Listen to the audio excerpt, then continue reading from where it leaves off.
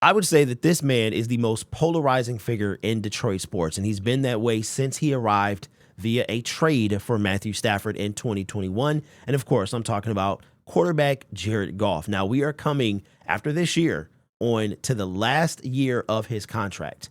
It was a 4-year deal when the trade happened, and the Lions are in the middle of year 3, and we're going into year 4. And I have always believed that Jared Goff is going to be the quarterback of the Detroit Lions from the moment he got here. As a matter of fact, on my other channel, before the trade happened, when I found out that the Rams were interested in Matthew Stafford, I said the only way I take this deal is if Jared Goff is involved. And lo and behold, a day or two later, the trade happens. I have never, ever lost faith in Jared Goff. I've never believed he was going to be a bridge quarterback. Brad Holmes has said it as much. And Dan Campbell said after the game on Sunday against the Chargers that he thanks God that we have a quarterback. Now, it's very rare that somebody says that, brings religion into this, but he said that. So I tried to tell y'all. And through 2021, 22, and 23, every draft, when the pundits and the other YouTubers and the comment section has tried to get us a quarterback from Malik Willis to Justin Fields and whoever else, it was never going to happen, right? We drafted Hendon Hooker.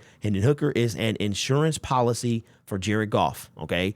1, if Jared Goff prices himself out of Detroit, and 2, if he gets hurt, Hendon Hooker will be the backup quarterback eventually after this year when Teddy Bridgewater is no longer a Detroit Lion.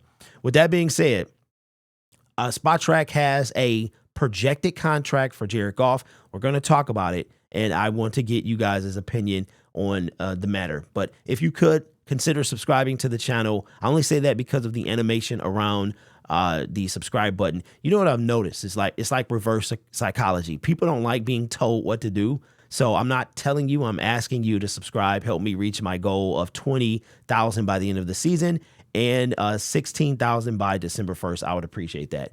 So here it is. According to Spot Track, here's what they had to say. Said Jared Goff's current contract was signed at the start of the 2019 season. His $33.5 million average annual salary represented 17.8 of the league salary cap at the time. If Detroit were to sign him to a contract extension right now, not a horrible idea, by the way, 17.8 of the current cap calculates to almost exactly $40 million per year. Should the cap rise to $245 million next March, his assumed price could rise to almost $44 million per year.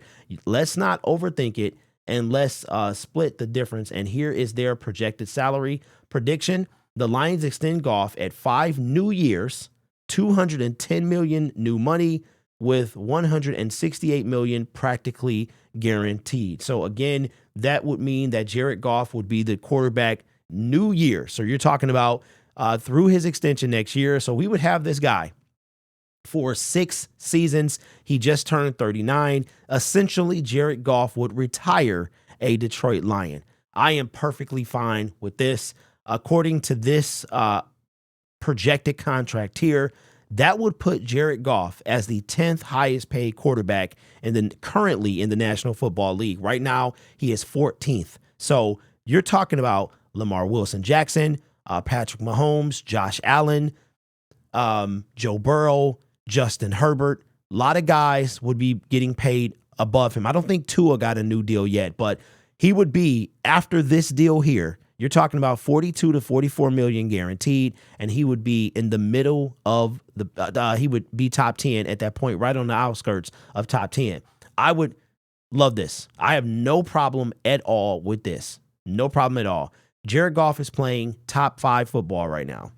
I want to show you something, and I have always said this. You know, people talk about Jared Goff like he is a game manager. And this guy, like I said, you guys have been trying to chase this man out of town from the moment he hadn't even stepped foot in Detroit yet, and y'all were trying to chase him out of town. I remember in the 2022 draft, there was a certain quarterback that I want to be very clear, okay? Some dummy in my comment section said I was talking about Malik Willis last year.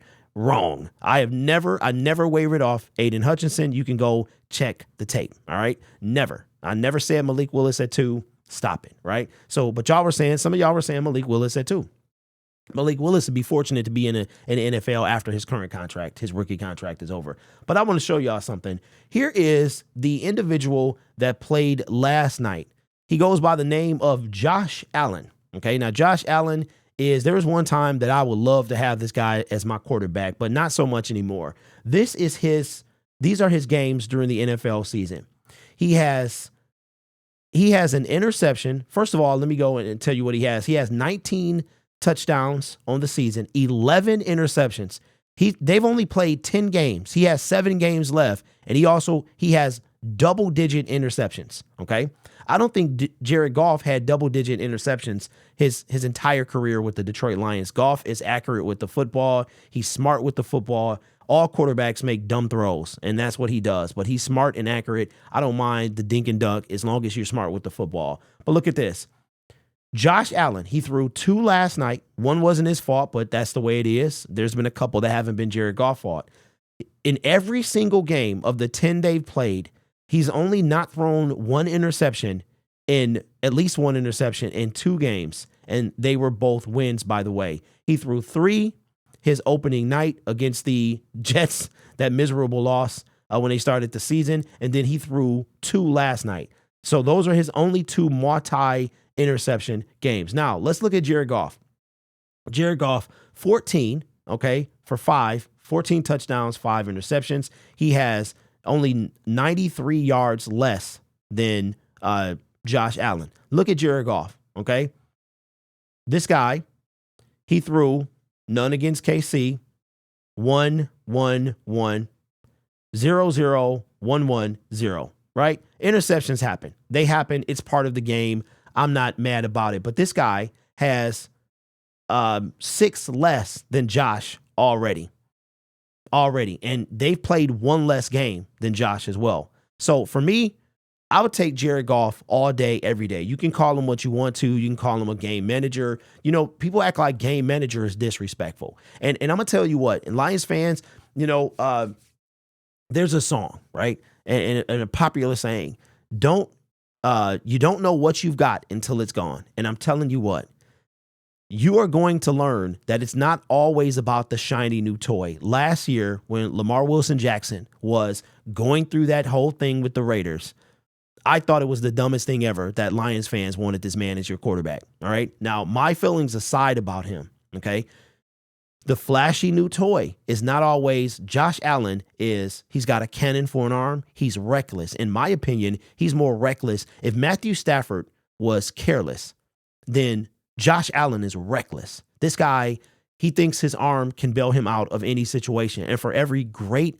unbelievable throw that he makes the dumbest throw that you've ever seen, right? So this guy has lost multiple games for his team. Now his team has a 33% chance to make the playoffs, let alone Super Bowl. It's like the four falls of Buffalo, watching it in real time, right? It's ridiculous.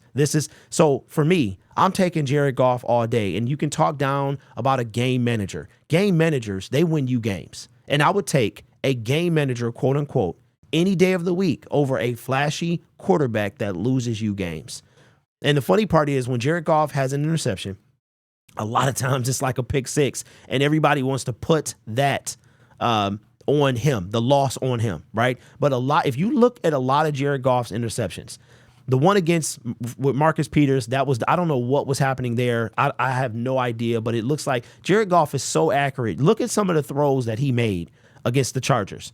He's so accurate. He actually had a podcast where he talked about, it was on the same Brown Brothers, where he talked about, they asked him, what is your greatest trait, your greatest strength as a quarterback? He said, my accuracy. And he said it with all the confidence in the world. This guy here, I'm telling you, he's never had a fair shot in the city of Detroit. And I've always believed, like I said earlier, that he was never, ever a bridge quarterback. He was never going to be a bridge quarterback. And it shows you that Brad and Dan value this guy much more than you do, right? So I've always said that, always said it. And as far as the extension, I'm not mad at this. He's playing top 5, top 3 at this moment, really. Like, who could you say?